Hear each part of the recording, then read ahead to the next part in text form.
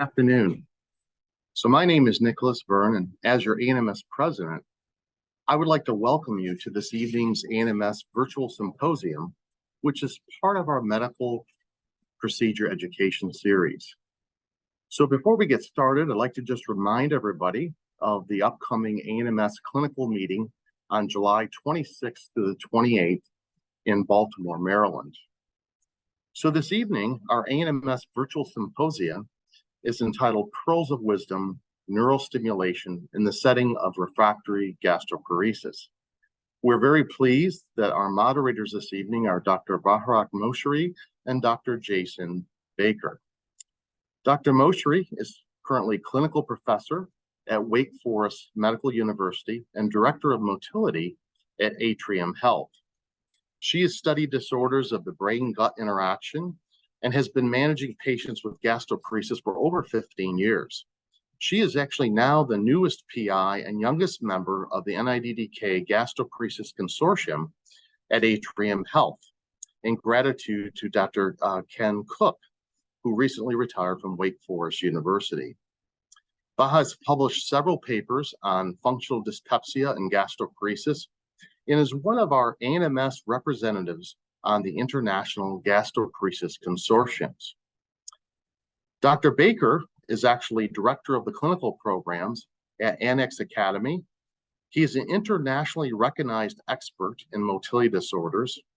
And over the last 2 decades, he has been in many key leadership roles, including associate director of the GI Physiology Laboratory at the University of Michigan, clinical research director of Atrium Health, and director of clinical programs and Annex Robotica Academy for Annex Robotica. His research portfolio actually has included partnering with diverse investigators and interdisciplinary teams, and he works on things related to pharmacologic pathology, biomedical technology, and is actually currently the executive member of the Lower Gastrointestinal Internal Consortium. So with that, I would like to turn the program over to Dr. Moshiree and Dr. Baker. Thank you for joining us. Thank you, Dr. Byrne, for the kind introductions, and thank you to Dr. Moshiree, very dear friend of mine, for co-moderating this session with me. We're very excited for the session tonight, and we think it's going to be very productive and fruitful for our community, especially something that probably most of us don't know very much about. So I'll turn it over to Dr. Moshiree to introduce our speaker tonight. And then before I do that, if anybody has Q&A or questions, we're going to answer those at the end. If you could put those in the Q&A icon on the bottom of the screen, and then we'll go through them after the presentation. Thank you, Nick, and thank you, Jason, for those kind introduction. So I am so excited to introduce Diana McFarlane. She's a GI PA, and she is a lead APP at Virginia Mason Franciscan Health Gastroenterology and Hepatology section in Seattle, Washington. She specializes in functional and motility bowel disorders. She runs the gastroparesis program actually for the Center of Digestive Health. She's an advocate for APP career development. Additionally, Diana gives talks to providers, patients around the country regarding gastroparesis diagnosis and management. This area that she will be talking about, refractory gastroparesis, is really her expertise. She runs a large clinical practice at Virginia Mason, and she works closely with a collaborative group of physicians and other APPs at Virginia Mason's diagnostic and treatment offerings in the Pacific Northwest region, including one of my former fellows, Chin Zhang, who I loved at University of Florida. She has over 15 years of experience directly managing patients suffering from gastroparesis, many of whom have gastric stimulator. So I'm going to turn the table to Diana, who's going to tell us all about refractory gastroparesis and how electrostimulation can be very helpful for these patients. Hello, thank you so much for having me, Baha. Thank you for the kind introduction. I'm going to share my screen and hope that you can all see this well. All right, looks like you can see it. So my name is Diana. Thank you for the introduction. I am absolutely thrilled to be here. I'm excited to teach you today about the gastric neurostimulator and how to make setting adjustments and help manage your patients who have these devices. As Baha mentioned, I am a motility and functional bowel GIPA at Virginia Mason, and I have about 18 years of experience practicing gastroenterology at this point. I do receive an honoraria for medical education within Terra Medical. Today, I'd like to introduce you to the gastric neurostimulator, and just a reminder that this is just one of many tools we use in the setting of refractory nausea and vomiting for people who suffer from gastroparesis. We'll look at how to assess the programmer, how to look at the settings, how to check the battery status, and then how to adjust it for symptom improvement. I'll share some troubleshooting keys with you. And discussion about pyloric interventions or extremely detailed screening and management discussions are beyond the scope of this talk today, just due to our time constraints, but it's an ongoing conversation in the field, ongoing evolution, and I'm sure there'll be some very stimulating conversation about that during Q&A, hopefully. So just a reminder, if you're a newer provider to using the Entera device, it's important to familiarize yourself, first of all, with the FDA indications are. This is a humanitarian approved device by the FDA for intractable drug refractory nausea vomiting in the setting of diagnosed gastroparesis in either diabetics or idiopathic gastroparesis. And this is indicated for patients aged 18 to 70 years old. We'll talk through the rest of these contraindications and warnings today, but I wanted to make sure you knew to read the full information before you use the device. So at Virginia Mason, we have designed an algorithm to help keep us in line with how we diagnose and manage gastroparesis. I thought I would start today by just introducing this. I won't spend too much time on it, but I want to, detail that there are very important steps to take before you get to the point of gastric stimulation. First of all, an accurate diagnosis needs to be made. And you all know that includes an EGD to rule out gastric outlet obstruction, luminal lesions, H. pylori. That includes a solid food gastric emptying study done over the course of 4 hours, which is the gold standard. And importantly, includes the fact that the patient has not been on any medications within about 72 hours prior to that test that would either slow or speed up their gastric emptying. And we've also thought about downstream obstruction. We might have done cross-sectional imaging or barium studies to make sure that there's no evidence of obstruction. If a patient meets that criteria and they have greater than 10% gastric retention at 4 hours, they may have gastroparesis. At that point, our conservative management plan looks like this. We'll remove any offending agents such as cannabis, opioids, or GLP-1 agonists. We'll limit those and/or completely discontinue them to the best of our ability. We'll consider overlapping syndromes or look-alike syndromes, and we do consider a fairly broad differential diagnosis, as well as comorbid conditions to gastroparesis that need to be simultaneously managed, like acid reflux and constipation, SIBO, for example. Most importantly, I'll highlight that the cornerstone to conservative management, and not just conservative management, but management throughout the course of this whole illness, is diet management. And we work very closely with GI specialized dietitians to provide nutritional support. In some situations in the setting of malnourishment, we have to use enteral nutrition and even TPN rarely. And in those cases, we partner even more closely with the dietitian. And as we move down the algorithm, we start to consider the patient presentation. Are they presenting with a functional dyspepsia type picture? And we might rely more heavily upon neuromodulators, pain psychology, medications for gastritis, and acid reduction.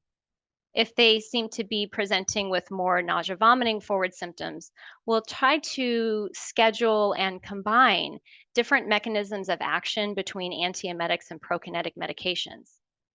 Lastly, for patients who have refractory disease to even those steps, and they've gone through and they've been compliant, and we've been careful to follow all of these steps, by that point in time, it's usually been at least a year in most cases that we've been working through all of these steps.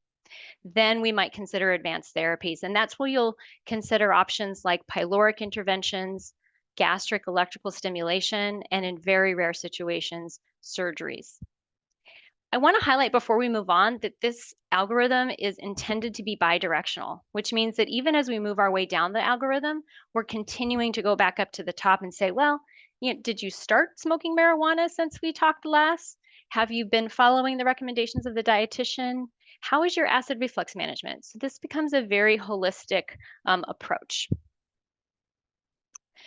So for patients who do qualify for the gastric stimulator, I wanted to show you a picture of what this looks like. The Entera therapy system is made of 3 basic components. A small battery-powered neurostimulator, it's about the size of an Oreo cookie. It's implanted under the skin in the lower abdominal region. 2 leads come out of that neurostimulator, and the ends of the leads are embedded into the anterior stomach muscle in the body of the stomach, about 10 centimeters proximal to the pylorus. Lastly, there's an external component, which is a neurostimulator programmer device that I'll show you today, and that's the 3rd component.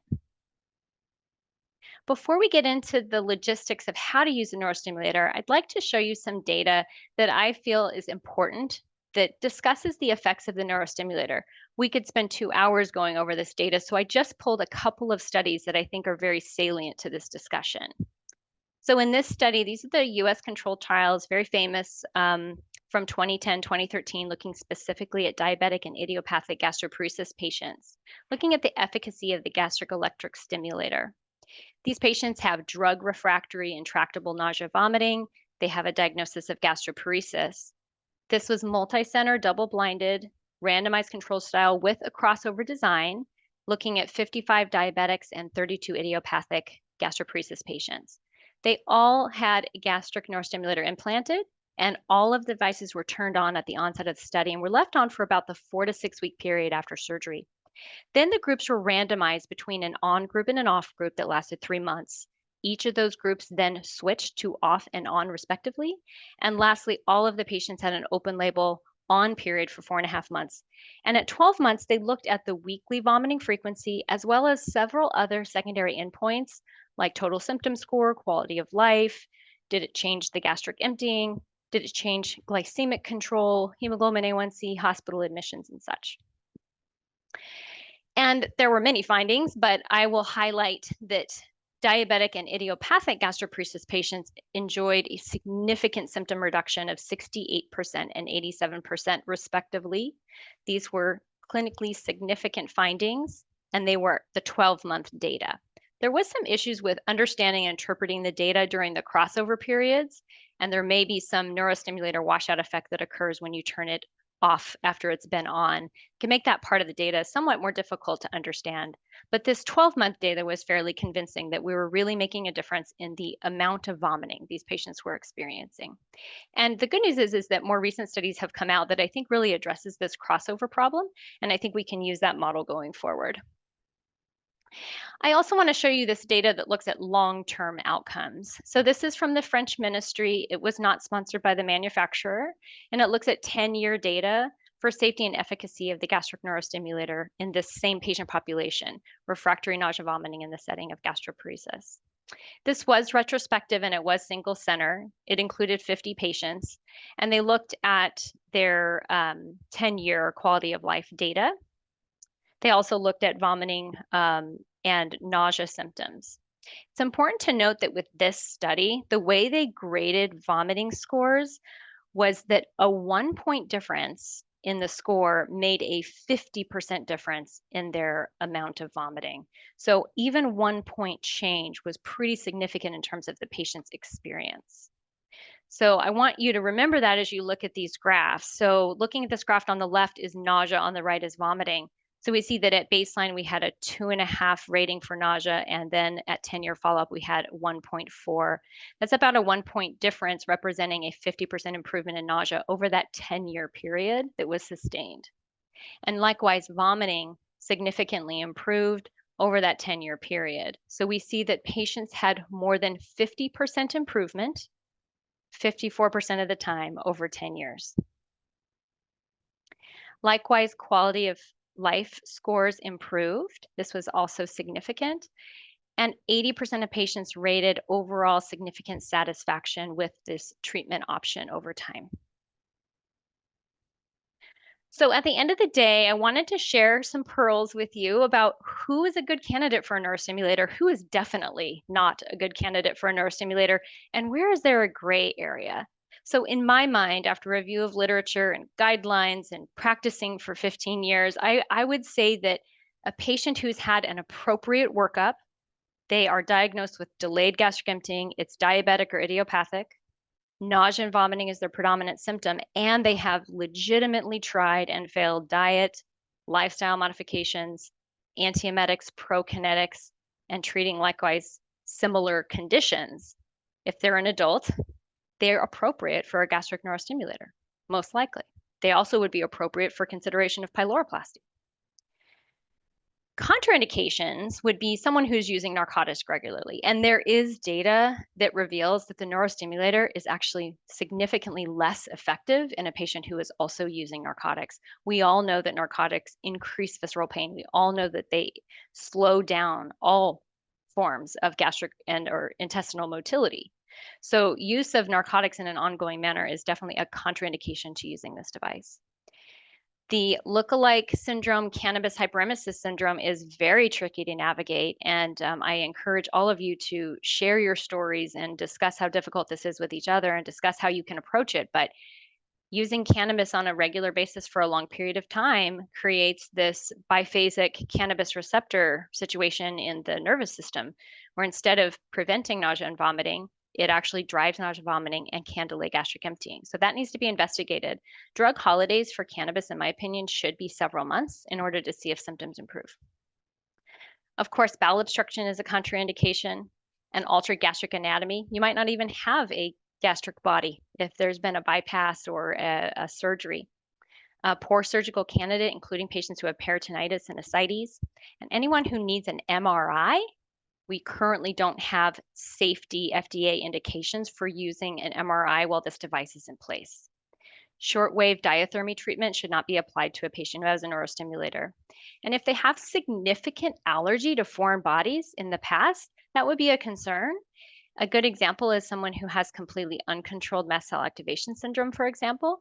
They may have an allergic reaction to the components of this device, and it's hard to know for sure. So there are some kind of gray areas. So I put pediatrics in the gray area because there's plenty of documented literature out there suggesting that this has benefited the pediatric population. It does not fall into the FDA labeling for this device, but there is need for it, and compassionate use related to nausea, vomiting, I think, has prompted many clinicians to try this. And I see some favorable outcomes in the literature. I don't practice pediatrics, so I really can't comment on it other than what I've read in the literature and seen at conferences. It's not intended to be implanted into someone who is currently pregnant, but you can imagine that someone who has one in may become pregnant. And case studies related to this suggest that it's tolerated. I have had 2 patients who had the device in while they were pregnant. They chose to keep their device on. Other studies have documented turning it off, and no harmful outcomes have been reported in any of these case studies, but it's not studied at a grand scale. If someone has a cardiac device or is planning to have a cardiac device placed, you should discuss a neurostimulator with your cardiologist. And it's important to turn the device off before electrocautery is used. So electrocautery during endoscopy or a surgery procedure could cause the neurostimulator to malfunction. All that needs to happen in that case is just turn it off, and I'll show you how to do that. Okay, so now we're going to talk about the actual neurostimulator. Thanks for bearing with me. This is the Envision 8840. It is meant for healthcare providers only, so patients won't be using this. I'm going to show a prop today. This is the one that I have in my clinic. And let's just start by turning it on. So first of all, you'll press this power button on the side. There's a little slide bar. You'll press that. It'll make a little noise, a little startup noise. And then on the center of the screen, you'll press this little neurostimulator icon. That will then load the device to start working. On the back of the device, you have a telemetry head. This pulls off, okay? It has a little coil that comes from the device. This will sit on the patient's abdomen. The back of this telemetry head doesn't have any writing on it. That is what goes up against their skin. So this will be set directly over their neurostimulator. The front of the telemetry head has writing on it. You will see that. So if you don't see writing, you probably have it flipped. You need to flip it back over, and it should be on the patient's skin.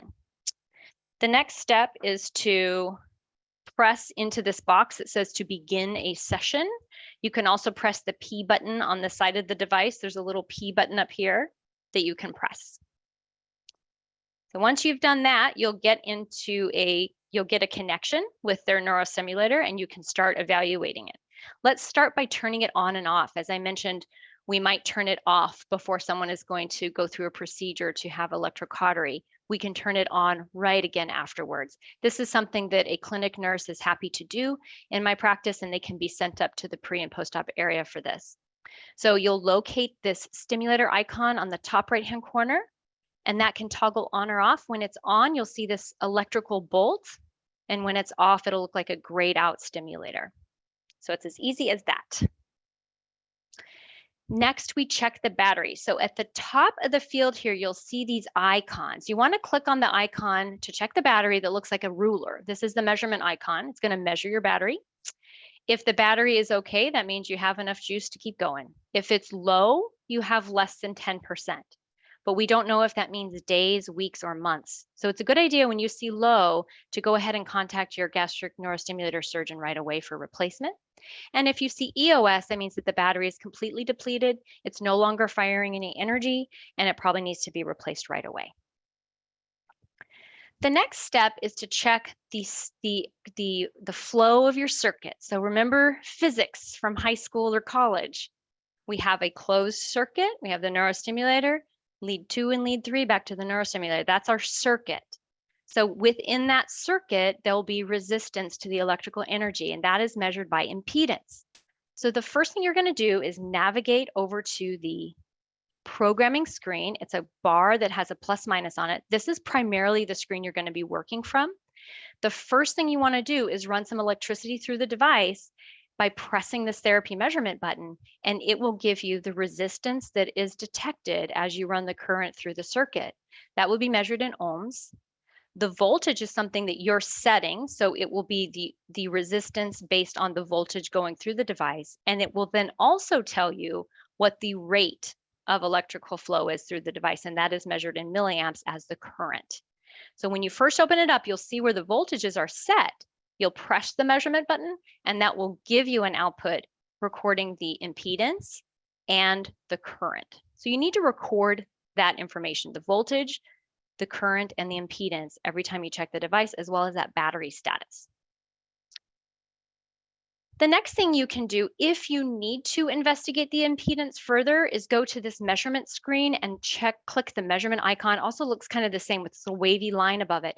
That's going to again measure the impedance, but it's going to measure the impedance between each component. This is not something that you need to do every time you check the neurostimulator, but I want to show you the screen in case you run into some circuit issues that you need to investigate further. You'll probably be doing this with the assistance of your Intera representative, but I want to walk through how you do it. So you press this button. It'll give you a little warning message that says, just so you know, we're going to run 2 volts through the system. Go ahead and hit OK. And then it'll give you impedance readings between the case and lead 2. So this is the case of the neurostimulator battery, the case and lead 3, and then between each of the leads. If any of those impedance values are beyond either lower than 200 or higher than 800, you might be able to isolate the part of the device that is broken or not working correctly. So what does that mean? I won't spend too much time here, but I just want to give you a concept to be thinking about if the device doesn't seem to be working appropriately. So if the impedance is high, that means you have a high resistance in the system. That represents an open circuit. It could be a wire it's broken, a loose connection, or highly resistive tissues. The leads could have migrated or been pulled or changed. In a short circuit, that means that you have escape of energy outside. What's going to happen if you have escape of energy is that there's no resistance and your battery is going to get depleted really quick. Both of these situations require that you call Intera for advice about next steps. Okay, so now let's talk about what do you do when you're in the clinic with the patient, you're asking them about their symptoms, and you want to figure out what the heck to do with this neurostimulator that they had implanted. What do you do with this device? How do you make adjustments? Typically after surgery, I'll see people at 1, 3, 6, and annually thereafter.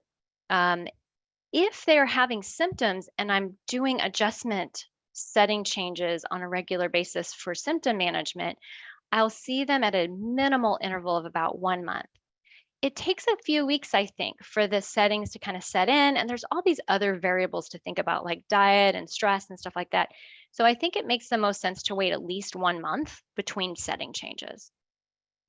At each visit, you want to document how often are you nauseous? How bad is your nausea? How much is it interfering with your function, your quality of life? How often are you vomiting? Each time you see them, record that data. And each time you see them, you'll be able to assess whether or not they've proven to have 80% symptom improvement over time. If they aren't reaching 80% symptom improvement, it's reasonable to consider adjusting the voltage, the cycle on, cycle off time, and the rate. And we'll talk about how to do that. It's also reasonable to go on that algorithm and say, hey, are you following the diet and are you taking these medications and such? But let's say we decide we're going to go ahead and adjust this neurostimulator and see if the adjustment makes the symptoms improve further. We first start with voltage. So around the time of surgery, they come out of surgery usually with a voltage of 2.5 or 2.3, somewhere in that range. When you change the voltage, you'll increase it by 1.5 volts. That's it. And then you send them off and they come back a month later and you find out if that made a difference. If it made a difference, but they're still symptomatic, that you don't reach 80% improvement, you'll adjust it another 1.5 volts. So you can see that there are several steps until you get up to around 8 or 8.5 volts. And at that point, you stop adjusting voltage. If you want to make additional adjustments, you'll start to adjust their cycle on, cycle off time. So at the time of surgery, the cycle on time is 0.1 seconds with 5 seconds off. And if you make an adjustment, you'll multiply that times 10. It'll be on for 1 second and off for 4. Then you double that, on for 2 seconds, off for 3. And you'll notice that each of these ratios adds up to 5 seconds, which is the full cycle time. Then we adjust the rate. Starting at 14 at the time of surgery, we can bump it to 18 and then 55. It's important to know that one setting change is not equal to another in terms of battery longevity. So if you're adjusting voltage, you're still going to be in that 7 to 10 year range for battery life most of the time, unless there's some other issue going on. Once you start to adjust the cycle on, cycle off time and the rate, you're going to start to see battery depletion occur much, much sooner. Those draw more on the battery than the voltage adjustments do. Okay, you've brought the patient into clinic. What do we do now? We turn on the programmer like I showed you. We press the neurostimulator icon. We put the telemetry head over the neurostimulator. You don't have to press it really hard most of the time. The patient can hold it themselves. They don't have to take off their clothes most of the time. They can be sitting in a chair or they can be laying down, whatever's most comfortable. And then you're going to press the button to begin a session. Navigate over to the programming tab. And this is that screen where we can make adjustments. So let's say we're going to start with voltage, for example. I'll show you that next. You'll make your voltage adjustment. You'll press the programming button, and then you're done. So for voltage, we navigate to the programming screen, we click in the voltage box, and we get a menu of voltage levels that we can choose from, or we can use the arrows to adjust it by tenths of a second. Then in the programming screen, you'll see the actual value that it's at and the new value that you're planning to program it to. You press the program button, and it'll set those into the neurostimulator. Likewise, if we want to change the cycle off time, we simply click on that same programming screen in the cycle on, cycle off box. If we adjust it from 0.1 on and 5 seconds off to 1 second on, we need to have it cycle off for 4 seconds. Though cycle on, cycle off time should always add up to 5. Lastly, in the rate box, we can adjust it to 14, 28, or 55 hertz. Once we see that we've made that adjustment, we can press the programming key and it sets the neurostimulator. This is a key. I just want to tell you what it is. You won't be using it in clinic. This is what the surgeon uses. This is how they program the neurostimulator at the nominal settings at the time of surgery. They'll press that button and it'll program the device at those baseline surgical settings. You won't need to use this in clinic, but I wanted to show you what it was in case you were curious. So again, those steps, we went through them. Turn it on, initiate a session, put the telemetry head over the patient, tap the programming begin a session screen, then navigate over to that programming tab. You always want to run that therapy measurement first. You'll get the ohms and the current that way, and you record that, make your adjustments, press program, and you're done. Then it comes to documentation. So I have been using this as a form of documentation in the chart. I love it because It tells me when did I put the stimulator in, what were the settings at the time of surgery, and what were the patient's symptoms when they went in for the device. And then on the right-hand columns, this is post-implant. What's the date I'm seeing them? What are their current settings? And what are their current symptoms? And if I made changes to the device that day, that'll be reflected in that column. And then you can just look at your data every time you see the patient. You can see that improvement or lack thereof over time. And that can really inform you about what the next steps are. And we call this managing by fact. So I want to talk briefly about abdominal pain because you may run into this. In fact, you're likely to run into this in your clinic. We're gastroenterologists. We see abdominal pain all the time. And people come in to gastroparesis with these components of functional dyspepsia. So at baseline, we have a patient population that experiences abdominal pain. So when you put a neurostimulator in and they have pain, there's a number of steps to think about. I want to talk about that briefly. So first of all, did they have pre-existing pain and is it similar to what they came in with before the neurostimulator? That's probably their functional dyspepsia symptoms. The gastric electric stimulator does not treat pain, so you'll need to continue to run down pain algorithms with the patient. If they have postoperative pain, it could be a surgical complication or simple postoperative pain that'll resolve in 6 weeks. Of course, if there's anything concerning or red flags, you'll send them back to see their surgeon for evaluation. When the stimulator is working, the patient should never have a shocking pain ever. Something is wrong if that is happening. So the first thing I check is that impedance. Is there a broken wire? Is a lead pulled out? Is a lead migrated? Is it eroded into the stomach? Has something happened with the circuit that is causing a shock to the patient? So check that impedance. Make sure that is within range between 200 to 800 ohms. I also check the last time I checked impedance just to see if there's a significant difference from the last time I checked impedance to now. If it's more than 150 ohms and changed, then something might have moved inside that circuit and we want to maybe do an x-ray, look at the leads. And this is where you really want to get those images yourself. Don't rely upon the read of a radiologist. You want to look at it yourself and see if you can see any kinks. Maybe the lead has been disconnected from the neurostimulated head. Consider an upper endoscopy to look for other reasons for pain or even lead migration. That's very rare. Check the neurostimulator battery case itself. Is it tender? What's the position of that case? Is it too close to the patient's rib cage? If it is, that could be rubbing on the ribs, which you can imagine is super painful. But also check to see, is it moving around, migrate, flipping? Could be causing some pain in and of itself, and it might need to be resecured. Again, talk to your surgeon if you're concerned about that. If you still have no answers, and this is very common, or I should say it's uncommon to need to take this step, but you could consider turning the device settings down, give it a week or two, see if symptoms improve. You could even consider turning it off to see if symptoms improve. Oftentimes I found my patients are resistant to me doing that because even though they're having pain, they're also really noticing improvement in their nausea vomiting. So that becomes a bit of a conundrum to deal with. Okay, I'm going to talk to you guys about polarity, but this is another situation where you'll probably ask for some help from your Intera rep if you need to think about this, but just to introduce you to the idea because it may be relevant at some point. So each of the leads, one has a negative and one has a positive charge. That is the polarity of the lead. And typically they assign lead 2 as the negative lead and lead 3 as the positive lead. It's important to understand that the concentration of the electrical stimulation occurs over the negative lead.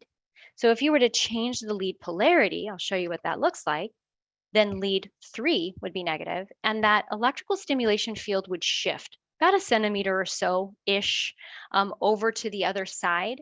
And so if someone has, for example, gone in for a battery change, and let's just say that those leads, they stay where they are, and they just connect the leads as they are to the new battery, it's possible that the leads could potentially get flipped in position and what worked before for their stimulation field no longer works now. And in that situation, if we simply change the polarity, we can move that stimulation field back and they all of a sudden have symptom improvement again. So this is very rare. I've done it 1 or 2 times. It's very uncommon, but you can do this by navigating to the programming screen. And you can toggle through positive and negative by pressing the tops of those lead numbers there. So lead 2 is usually negative, lead 3 positive. You can toggle through those. And again, this is one of those times where you'll probably be talking to your Intera rep. Couple troubleshooting notes. When you first set that telemetry head on the patient's abdomen, it's going to communicate to the neurostimulator. They're going to create a connection. If it can't connect, here are some things you can do to try to adjust it. You can try to push down a little bit and see if you can get the head closer to the neurostimulator. And sometimes this is important if there's more tissue between the neurostimulator and the telemetry head. You can kind of move it around a little bit. If that neurostimulator has like sort of tilted in the tissue, you might need to kind of try to flatten it out. You might lay the patient down, that may help. And also make sure you're not near any electromagnetic interference sources like a computer monitor. So here's some error codes. Don't expect you to remember these. If something like this comes up, you'll call your rep. But this TM1 means that something is legitimately broken in this device. Usually that is the coil. This neurostimulator has this, telemetry head, and it's on this cord. Well, if it got yanked too hard, if it got rolled in too tightly, then that could break the connection. The device will need to be repaired. BBEOL means that your lithium battery cell needs to be replaced. That lives in a compartment underneath the AA batteries. An error code CF means you're missing your software card, and a POR is power on rest, means there's been some interruption to power with the device and it's gone into a rest mode. You can call Intera at the number that you have on the device, or call your rep. So I want to conclude. These are my takeaways. This is what I would recommend if you would like to become a gastroparesis expert. I know it is an onerous patient population to care for. It can be very difficult, time-consuming, and challenging. It goes over a long period of time. This is not transactional medicine. This is relationship medicine. It takes a long time to get these people feeling better. I personally am so happy to see that ACG and AGA released updated guidelines in 2022. And that really gave us some good information about where to go and how to think about this. I always am going back to lookalike conditions: cannabis, cyclical vomiting, rarely median arcuate ligament syndrome, superior mesenteric artery syndrome. And then how often do patients with gastroparesis develop disordered eating? Or how many patients who had an eating disorder developed gastroparesis? So always be thinking of that. It should be on your radar. Make sure you're not dealing with a bowel obstruction. Make sure that you've had many conversations about offending agents, narcotics, cannabis, GLP-1 agonists. I am so lucky at Virginia Mason to have a fairly robust multidisciplinary team, and I know that not every practice has one. If I had to prioritize anything in this list, it is by far and away partnering with my dietitian, because by far and away, diet is one of the things that makes the biggest difference in the patient's quality of life. Outside of all the other things we do, I think it comes down to diet. But we have pain psychology, mental health services, counselors, therapeutic endoscopists, medical gastroenterologists, and surgeons, radiologists, our clinic staff, our gastric lab, and interventional radiology. Again, this is a longitudinal care pathway. This is not something that happens quickly. I usually adopt these patients for many, many years. And learn when to refer for that gastric neurostimulator and GPOM. I used to have a really, really high threshold because these procedures intimidated me a little bit.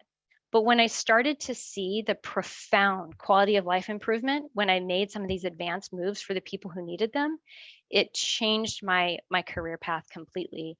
And now I feel very comfortable knowing when, but this is where talking to colleagues, reading the guidelines, getting familiar with these patients over time is helpful. Anticipate flares when they're stressed, when they have a virus, when it's hot summer, they flare. Anticipate that and know how to support it. And then treat comorbid conditions. So thank you so much for having me. I really appreciate it. I look forward to questions and answers now. Thank you so much. Thank you, Diane. That was fabulous. I actually took a bunch of copious notes, the stuff I did not know, and thank you for that. We have a time just for a few questions. We'll go through a few, and the rest will be put on Doc Matters for further discussion after. Baha, you want to do the first question? Yeah, absolutely. So I have some great questions out here. If someone has, by the way, this was an amazing talk. I actually learned a lot, and I was taking photographs really for my own learning. As you were Thank you, Baha. Thank you, Jason. I need to learn how to troubleshoot. I don't know what those things meant. I've had a lot of those prompts. Call me anytime. That was awesome. So we get these questions about like people that have like VP shunts or dialysis, peritoneal dialysis. Is this contraindicated in that setting? That was a question posed by the audience. Boy, I don't know. You know how I would approach that though is, so peritoneal dialysis I worry about, because any kind of intra-abdominal infection scares the heck out of me for those folks, because that's their lifeline. So I would not even come close to putting that stimulator in until I've discussed it very carefully with their nephrologist. Made sure that their immune suppression was adequate. Really made sure I've maximized everything else in the protocol, and that this, relief of their nausea vomiting was instrumental in stabilizing them for further care. And then it would be an extremely careful, informed conversation. VP shunts, same thing. I'd be talking with their neurologist, their neurosurgeon, and trying to make that very careful decision. Yeah, absolutely. I think I would treat that like cirrhotic with ascites, because Yeah, feel like that's a nidus for infection. And so I would yes, really I try think not to. I would probably do pyloroplasty first, like GPOM, right? Because that's endoscopic, and I just don't want to enter that abdominal cavity. Yeah, no, absolutely. But it was a good question because I actually had thought of it. Yeah. And how do you clean that programmer? You can use your clinic wipes. We just use those steri wipes like we clean the exam room table with. Yeah. Okay. Yeah. Great. Thank you. And then Jason, I'll let you ask the next question. Yeah, Diana, this will probably be the last question. The rest will continue on the doc matters, but this is really interesting. It came from the audience. Does gastric neurostimulation also improve constipation symptoms in patients with gastroparesis, given the significant overlap between these conditions? And the audience, I know there's a second part of this question, but we can answer that in doc matters later on. But that first question, I think, is probably a lot of the audience is thinking about.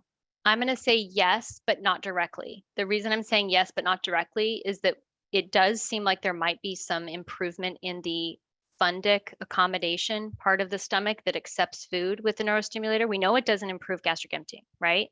But we do know that it improves nausea vomiting, and there might be some PO intake improvement. I've definitely witnessed that. If that's the case, then constipation can get better with an improved diet. So indirectly, but directly, there's no stimulation to the colonic peristalsis. Well, we're at our time. This has been an unbelievable presentation, Pearls of Wisdom presentation. I'd like to thank Dr. Moshiree and Diana for participating in this, and also Lori and Stephanie and Dr. Verne for providing guidance for this. Further conversation will continue on doc matters, and we'll also send the questions to Diana and Dr. Moshiree for further answers to the questions we didn't get to. Well, thank you for everybody for joining us tonight, and look forward to the next Pearls of Wisdom series. Thanks, everyone. Thank you. Hashtag gastroparesis awareness. Thank you. Yes. That was great. Bye. Bye.